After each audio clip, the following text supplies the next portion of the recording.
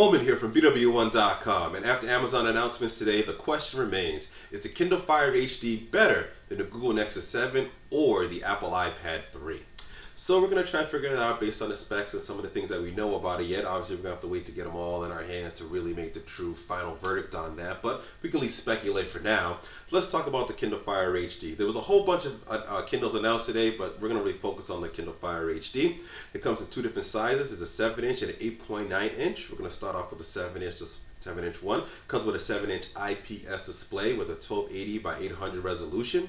Comes with a dual-core TI OMAP 4470 processor, and they tout that the processor is supposed to be double or triple the performance and speed of the NVIDIA Tegra 3 processor. So that's going to be interesting to see those benchmarks, see how well that works out.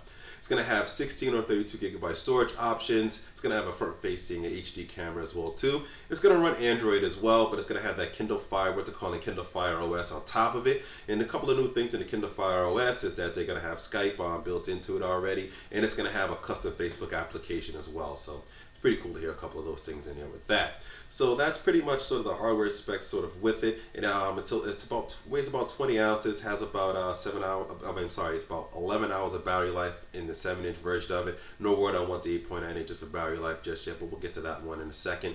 But it's going to start off at $199 as far as price is concerned with the Kindle Fire HD 7-inch. And you compare that next to the Google Nexus 7, which has similar specs. 7-inch display, 1280 by 800 on the resolution side of things. Has 8 gigabytes of storage at the $199 price point, so you're getting double the storage on the Kindle Fire HD 7-inch. And it has looks like it's gonna have a better front-facing camera because it's touting the front-facing camera on the Kindle Fire HD as HD, and the Google Nexus 7 it doesn't have an HD camera on it at all. It just has a camera, but it's not that great as far as front-facing is concerned.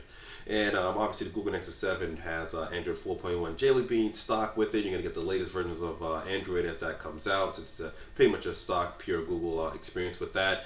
Not sure what you're going to get here with the Kindle Fire HD. We know it's running Android, no word on what the version of that is. You just have the custom sort of Kindle Fire OS on top of it. So comparing between the two of those are pretty close, but we're really going to have to see because it's really going to depend upon how well those Amazon-centric services work comparative to get sort of the Google-centric services that work. Amazon definitely has it a lot better in terms of the entertainment side of things and media consumption, which is what these tablets are really all about. So we'll see if Amazon gets the edge there on that. Now the 8.9 inch version here, it pretty much has the same specs as the 7-inch, but the 8.9 just obviously has the bigger screen. Same IPS panel, but it's at a 1920 by 2000 resolution instead. And there's going to be a 64 gigabyte storage option with that as well. So you get 16, 32, and 64 gigabyte with that model. And also there's going to be a 4G LTE version that's 32 gigabytes. That's pretty cool. You're going to be able to have that option. And they're going to let you buy into sort of this $50 one-time fee for this 4G LTE plan, which I believe is going to be run on AT&T's network.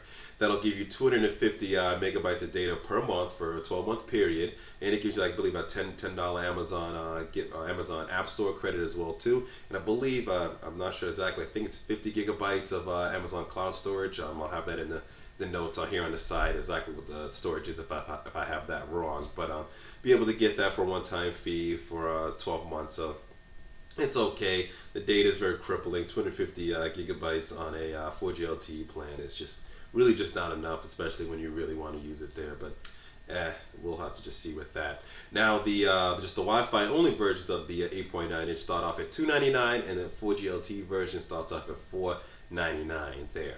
So pretty competitive in terms of pricing against the iPad 3. iPad 3 obviously has similar display size, 8.9 inches, but it has that Retina display with the extremely high beyond HD resolution on it.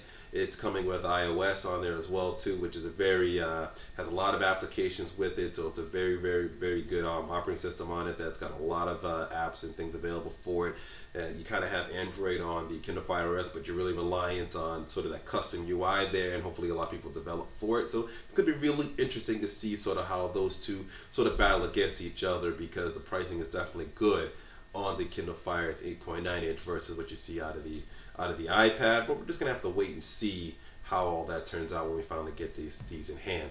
But the question remains for you guys is, what do you guys think here? So leave your comments, post them below, let us know what you think. Do you think it's better spec-wise on paper already? Do you not think it's better? Let us know why. You know, you're for or against, which you decide. If you want to get a Kindle, a Nexus, a Apple iPad 3, just, you know, share your thoughts below. If you like this video, give it a thumbs up, share it along with all your friends and stuff like that, all social networks, Facebook and Twitter and such. Also connect with us on those same networks. The link is in the description.